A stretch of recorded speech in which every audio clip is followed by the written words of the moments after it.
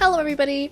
I am going to tell you 5 things I wish I knew when I was first writing my very first draft of my book. This is just things that I wish I would have known now that I am on my 4th draft of this book. I wish I would have done during the first draft just to make my life a little bit easier. So take it with a grain of salt. If it applies and you think it'll work for you, then I hope it does. The first thing, luckily I did do this, but not as much as I wish I would have. I wish I would have wrote everything down, literally from the very first idea, and also to just even like the specific scenes, character names, literally anything that you want to remember that has to relate to your story. Not just the important things, but maybe like the little things too, because with memory, even if we're like, no, I'll remember this, 9 out of the 10 times we will forget it. That's just how our brains work. It's just our memory. So writing things down, tremendously helpful. Let me just tell you. And I did do that because my story came from a dream that I had, and usually when I have like vivid dreams like that, I like to write them down in my phone. As soon as I wake up, as soon as I can, I'll write down so it's fresh in my mind.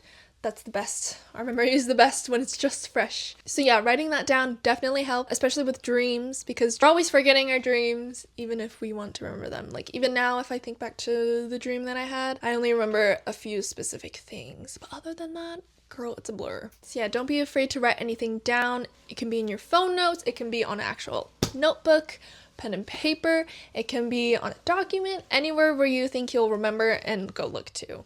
Personally, what worked for me is having a whole notebook to write in. Very, very helpful. Everything is in one place, and it's also kind of cute to look back on and see where your idea was and the root of your story all the way for your progress. You'll thank yourself for writing things down now and then looking back on it when you need it. The second thing is writing softwares. Now, I always cringe when I see people writing on Google Docs. I'm like, oh god. I used to write on Google Docs when I first started out as well, but about a year or so ago, maybe a year and a half ago, they updated their terms and their guidelines. And basically, I don't know word for word, but what I got from it is that they will use AI to steal your work and implement it into their AI software. Essentially, they're just gonna steal your work. Anything you write in Google Docs, they have the free use to use it. It is not only your work, not anymore. So please take your book and your stories and everything else to other writing softwares. There are many free ones out there. What I personally use and what I found really helpful is Readsy. They have a lot of different stuff on there. They have like a marketplace where you can find editors, you can find cover artists, you can post different short stories and just have a community there if you'd like. They have a bunch of options, and they also do have a writing software on there for free, and it's pretty well structured in my opinion. It's good. I would still use a book formatter when exporting and actually printing it, but when you do export it from Readsy, they do have it pretty well structured. I know there was another one, I think it's called Atticus. I'm not completely sure. I feel like that one you have to pay for, but you can look on TikTok. I think a lot of writers have also like videos like this, but they'll also have a lot of writing softwares that you might want to look at. I know Scrivener is a really good one, but that one's a little bit more in depth. That one's a little bit more complicated to use, and you do have to pay for it, but it is a free trial if you want to try it out, so you can. Who knows, maybe you'll enjoy it. I'm looking into that for the next book that I write, but for this one, for the one that I'm writing right now, I'm keeping it in Readsy. There's a lot of different softwares. You can write on Word, but I know you have to pay for that as well, and I know some people that just write in their notebooks, so that's totally fine as well. Next is reading books about writing books.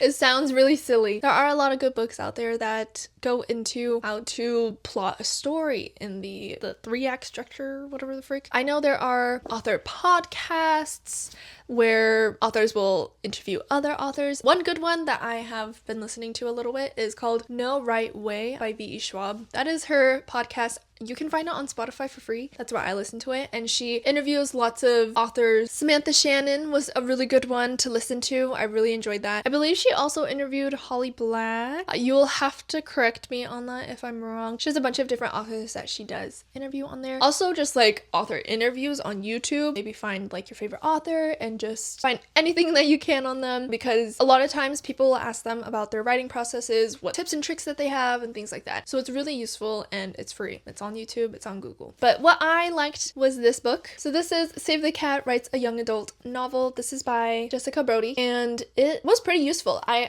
don't think I completely finished the book. So if you don't know, Save the Cat I think was originally for screenwriting, but this author has taken a twist and made it so it is applicable if you want to write a young adult novel. Now my book isn't completely young adult, I would say it's more new adult, but this still applies, it's still good, and it uses real book examples and it will dissect different books that you might know and kind of see how that follows the vital 15-step process. Yeah, she goes into Leigh Bardugo's Six of Crows. There's also John Green's Fault in Our Stars, Tommy Adeyemi's Children of Blood and Bone.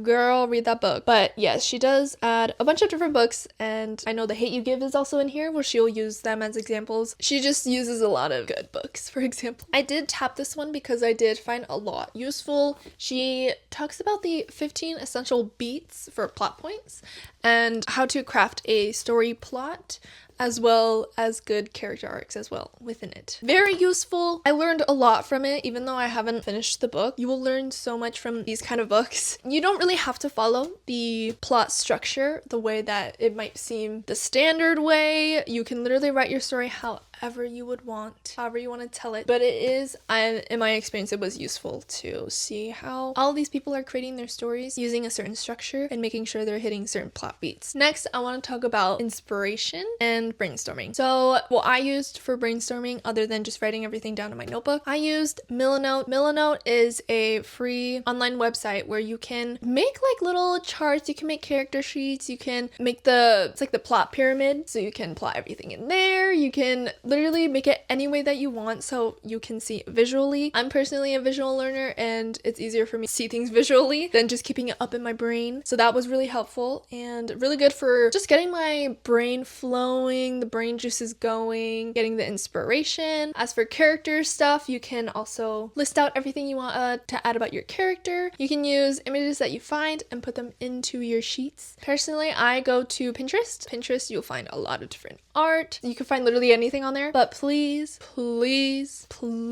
do not use AI art. I made this mistake too when I first was looking at Pinterest and using art that I found on there for inspiration and just kind of how I envision my characters. Do not use AI art. It is so harmful to the artists that we have, the amazing artists. If you don't know how to spot AI art, you can look it up. It is fairly easy once you look at the difference between real art and AI, so that is really useful. Just find artists that you like, artists that you enjoy their art style, and you can use their art for inspiration, but do not claim them as your own. But Pinterest is a really good place. You can make your own Pinterest boards. You can move those boards to your Milanote sheet. Milanote is completely free. They give you a certain amount of space, and once you run out of space, you have to buy more. But personally, after so far writing 90,000 words in my book, I'm still good on space. So you can make the most out of anything. The last thing that I have is watching more videos and watching more tip videos like this. There's a bunch of different channels on YouTube. One that I watched was Anna New. I'm not completely sure if I'm pronouncing her name correctly, but she has a lot of videos similar to this where she's just sharing everything that she knows about writing. She has a bunch of different books that she's working on. She adds different softwares that she uses, different things that she suggests if you're first writing your book, just a lot of different tips and tricks, and it is very useful. I used those when I first started out and it was very useful, very insightful as well. I know TikTok has a lot of different tip videos like this. I see a lot of authors on there just talking about their own experiences and what works for them. Lots of useful stuff. You gotta search for it. You gotta really just dig for it. Those were all the 5 things, but I want to go into like the smaller things that I wish I would have known. I think one that a lot of people talk about is don't edit the first draft. It is so easy for you to write and then go back and then delete and edit and then keep on writing and then do the same thing. And it just takes so long because you're editing your first draft as you go. That is really hard to do. I found it really hard to do. I feel like I still do that sometimes with the drafts that I'm working on, but it really is just in the long run better if you just write everything down in the first draft. It shouldn't be in a readable book format. Literally, it's just for your own eyes. Nobody is gonna read this if you don't want anybody to. It doesn't have to be readable. It doesn't have to be structured like a book already. Literally, it is your first draft. It is the bones to your story. And that's how I see it. The first draft is literally the bones. Not everything everything's gonna make sense. It doesn't have to be pretty or poetic. You can literally write everything down. Just get everything down on the page. Then you can add more meat, skin, and bones when you go back and edit it for your second draft. And you can just continue to add things from there. But first draft, please just get the bones down. You'll thank yourself in the future. Something I struggled with was putting myself on a timeline. Don't do that. That just adds a lot of pressure to yourself. When I first wrote my first draft, I was very passionate about it. I still am, but I was very, very passionate about it. I was getting 2,000 words pumped out every single day, on track for like 3 months, and then I finished my first draft, and then I got burnt out because I did not pace myself. I was pushing myself to write even when I had nothing to write. I feel like that's really situational. Sometimes it is good to push yourself a little bit, but not to the point where you feel burnt out. And not good. Don't do that, because you'll just get completely burnt out, and then your creative energy and inspiration will go way down to the ground, girl. Something else is when you're writing in a session, try not to write until you have nothing left and then stop. Try to write when you still have, okay, I made a good enough progress and I still have more to give and I know where to take the story next, and you can write down little notes just so you remember for the next session, and then end the writing session there. That is really helpful and prevents burnout, because going into the next session, you have a good idea in your head and you already know what you want to do. But if you write until you're completely out of ideas and you're like, oh, okay, I wrote until I'm done, then the next writing session, you're gonna hit a wall very, very easily. That is something I did a lot, and it's so bad, and it was just so difficult. And also, it's okay if you go through writing slumps. It's gonna happen. I think that's just how our brains work. It's gonna happen, and you need that break. And taking breaks between drafts is a really good idea too, so you can come back and look at it with fresh eyes. Don't be ashamed of taking breaks. Girl, I took like a 2-month break and it was okay. Also, when I first started writing during my first draft, I also made a TikTok page. This was really, really good. I'm glad that I did that because it gave me the opportunity to make friends, reach out, learn more things, post about like my ideas, my books. It was just really nice to be out in the book talk community and the writing community, so that is a really good idea. It is nice to make author friends as well, because you can talk with them, you can share ideas, you can read each other's books and their drafts, and it's really a good time. And this also comes in help if you want beta readers and ARC readers. Very, very good. That was all the kind of tips and the things I wish I'd known. I feel like there are a ton more, but that is just kind of the baseline of things that I wish I would have known. If you want to learn more about what I'm currently writing, you can look on my page. I'll link the video up here. It kind of goes into the latest updates for my book. I haven't been writing as much recently because I've been pretty busy. I just started school, so it's been a little bit hard to fit that in with content creating and just my other hobbies as well. So yeah, I have a lot of stuff about my book on my page if you want to go look. Other than that, I really hope that it did help you in any way. If there are any more tips or any other pointers that you would want to add, you can always write them down below, and I'm sure other people will greatly appreciate it. I hope you're having an amazing day or night, and I'll see you in my next video. Take care, everybody.